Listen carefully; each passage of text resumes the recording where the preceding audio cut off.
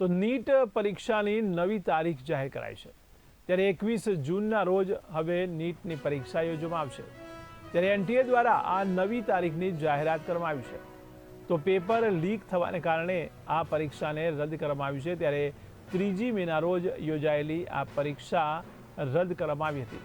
ત્યારે પેપર લીકને કારણે રદ થયેલી પરીક્ષા હવે 21 જૂનના રોજ યોજાશે।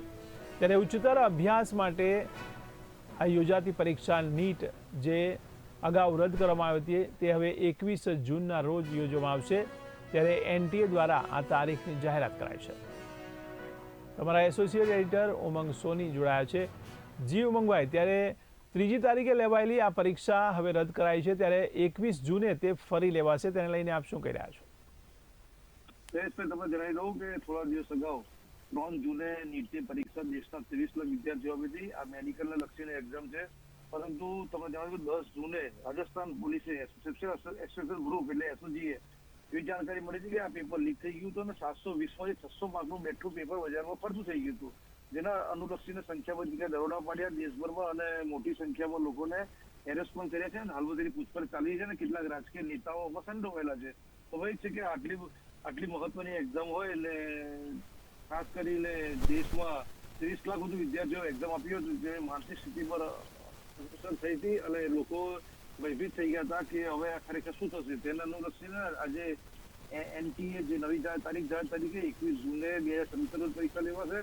અને તમને જણાવી દઉં કે જે આ એક્ઝામ લેવાશે તેના માટે જે ફી છે એ સરકારે વિદ્યાર્થીઓને પરત કરી છે અને ફી આ એક્ઝામ માટે નવી જે ગાઈડલાઈન છે એ જાહેર કરી છે। તે મુજબ તેમને જે એક્ઝામમાં બેસવા માટેનું જે નિમણૂક પત્ર છે એ બી ફરીથી આપવામાં નહીં આવે અને આવી અનેક સવલતો આપી છે જેથી વિદ્યાર્થીઓ આરામથી એક્ઝામ આપી શકે। હવે જે વિદ્યાર્થીઓએ આખું વર્ષ મહેનત કરી હોય એટલે સ્વાભાવિક છે કે એક્ઝામ પેપર લીક થાય અને એક્ઝામ બંધ રહે એટલે સ્વાભાવિક છે કે તેની અસર વિદ્યાર્થીઓ માનસિકતામાં પડતી હોય છે। પરંતુ ફરીથી 21 જૂને પરીક્ષા છે, એનો મતલબ કે વિદ્યાર્થીઓ પાસે અંદાજે 1.5 થી 1.5 મહિનો એક્ઝામની તૈયારી કરવામાં છે।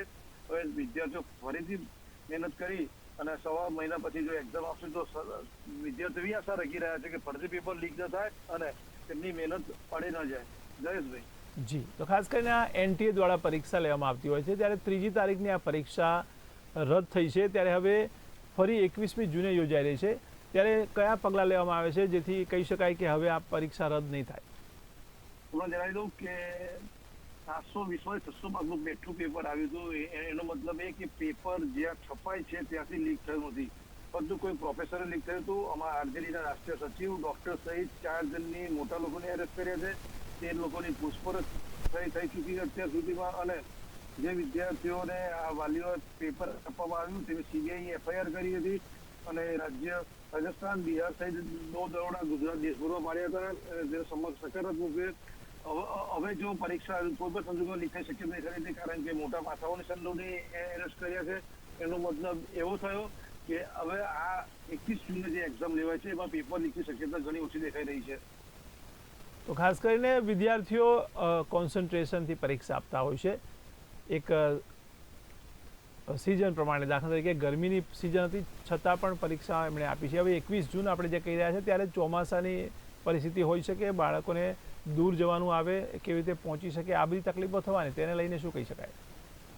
સ્વાભાવિક છે કે સરકારે એના માટે વિચારવું જોઈએ, કારણ કે તમે જે કીધું મુજબ અત્યારે એમણે ઉનાળામાં એક્ઝામ આપી છે। 21 જૂને ચોમાસું શરૂ થઈ જશે, જેથી ખાસ કરીને અંતરિયાળ વિસ્તારના જે તેજસ્વી વિદ્યાર્થીઓ છે જે મેડિકલ લાઈનમાં જવાની શક્યતાઓ છે તેમના માટે સરકારે વિશેષ વ્યવસ્થા કરવી જોઈએ અને ખાસ કરીને એક્ઝામ પહેલા એમની જે વિસ્તારમાં બસની સુવિધા કે ટ્રેનની સુવિધા છે તે વધારવી જોઈએ, જેથી વિદ્યાર્થીઓ સરળતાથી એક્ઝામ આપી શકે, એમનું ભવિષ્ય ન બગડે।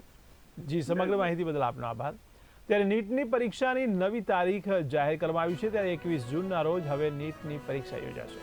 ત્યારે એનટીએ દ્વારા આ નવી તારીખની જાહેરાત કરવામાં આવી છે।